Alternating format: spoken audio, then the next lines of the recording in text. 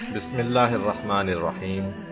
محترم ناظرین، السلام علیکم۔ عز الدولہ دیلمی کے زمانہ حکومت میں ایک مسافر بغداد آیا۔ اس کے پاس سونے کا ایک قیمتی ہار تھا۔ وہ ہار فروخت کرنے کے لیے بازار گیا، مگر اسے مناسب قیمت کہیں سے بھی نہ مل سکی تو اس نے سوچا کہ اس وقت اسے بیچنا مناسب نہیں ہے۔ وہ شخص حج کے لیے مکہ جانا چاہتا تھا۔ اس نے لوگوں سے پوچھا کہ میں نے ایک امانت رکھوانی ہے، مجھے کسی امین کا پتہ بتائیں۔ لوگوں نے کہا کہ فلاں بازار میں ایک عطر فروش ہے جو کہ نہایت امین ہے، اگر کچھ امانت رکھوانی ہے تو اسی کے پاس رکھواؤ۔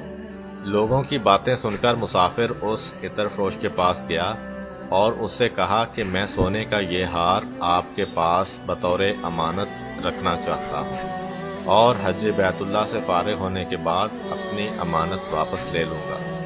عطر فروش نے وہ ہار اپنے پاس رکھ لیا۔ مسافر حج پر چلا گیا اور واپسی پر اس نے کچھ تحائف خریدے اور بغداد آ کر اس نے وہ تحائف عطر فروش کو دیے اور اپنی امانت کا مطالبہ کیا۔ عطر فروش کی نیت خراب ہو گئی اور کہا کہ کیسی امانت اور کہاں کی امانت؟ میں تو تجھے پہچانتا تک نہیں اور نہ ہی کبھی تو نے میرے پاس کوئی امانت رکھی ہے۔ اس بیچارے نے بڑی نشانیاں دیں اور منتیں کیں، لیکن عطر فروش بدستور انکار کرتا رہا۔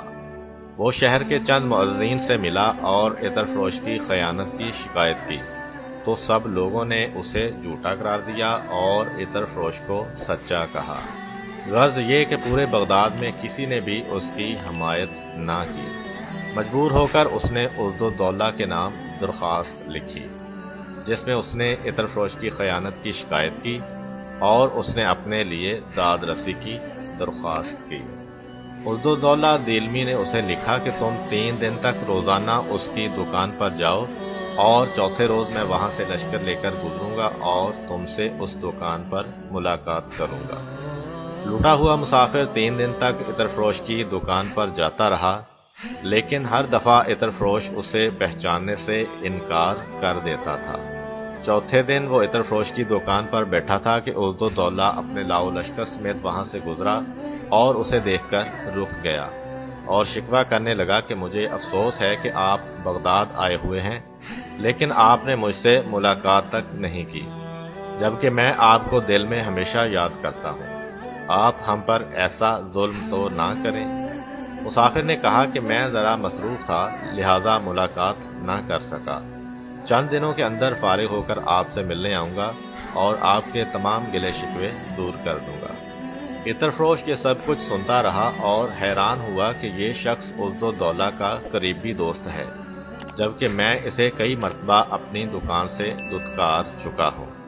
عز الدولہ جیسے ہی وہاں سے روانہ ہوا تو عطر فروش نے کہا کہ بھائی آپ اپنی امانت کی کوئی نشانی بتائیں تاکہ میں دوبارہ ڈھونڈ سکوں۔